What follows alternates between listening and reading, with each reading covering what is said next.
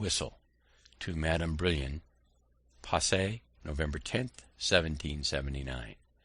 I am charmed with your description of Paradise, and with your plan of living there, and I approve much of your conclusion that in the meantime we should draw all the good we can from this world.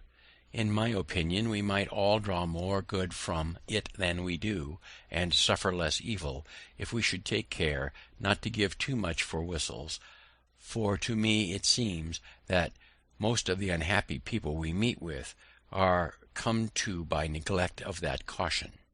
You ask what I mean? You love stories, and will excuse my telling one of myself. When I was a child of 7 years old, my friends, on a holiday, filled my pockets with coppers. I went directly to a shop where they sold toys for children, and being charmed with the sound of a whistle that I met by the way in the hands of another boy, I voluntarily offered and gave all my money for one. I then came home and went whistling all over the house, much pleased with my whistle, but disturbing all the family.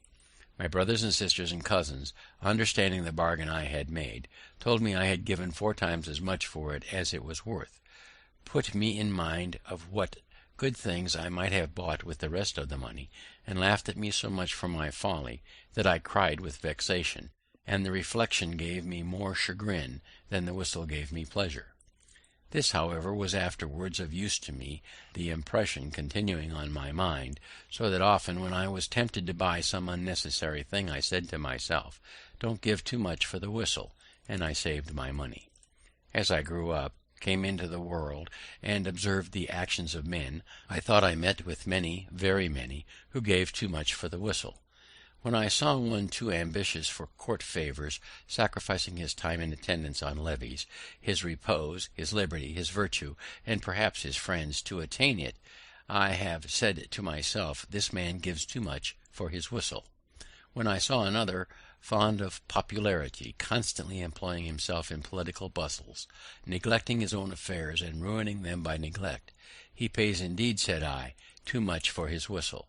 If I knew a miser who gave up every kind of comfortable living, all the pleasure of doing good to others, all the esteem of his fellow citizens, and the joys of benevolent friendship, for the sake of accumulating wealth, poor man, said I, you pay too much for your whistle. When I met with a man of pleasure, sacrificing every laudable improvement of the mind, or of his fortune, to mere corporal sensations, and ruining his health in the pursuit, mistaken man, said I, you are providing pain for yourself instead of pleasure. You give too much for your whistle. If I see one fond of appearance, or fine clothes, fine houses, fine furniture, fine equipages, all above his fortune, for which he contracts debts and ends his career in a prison, alas, say I, he paid dear, very dear, for his whistle. When I see a beautiful, sweet-tempered girl married to an ill-natured brute of a husband, what a pity, say I, that she should pay so much for a whistle.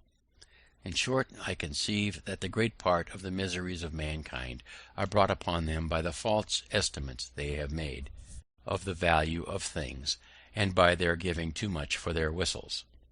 Yet I ought to have charity for these unhappy people when I consider that, with all this wisdom of which I am boasting, there are certain things in the world so tempting, for example, the apples of King John, which happily are not to be bought, for they were put to sale by auction.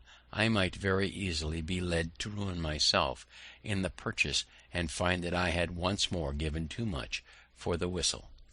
Adieu, my dear friend, and believe me ever yours very sincerely, with unalterable affection, B. Franklin.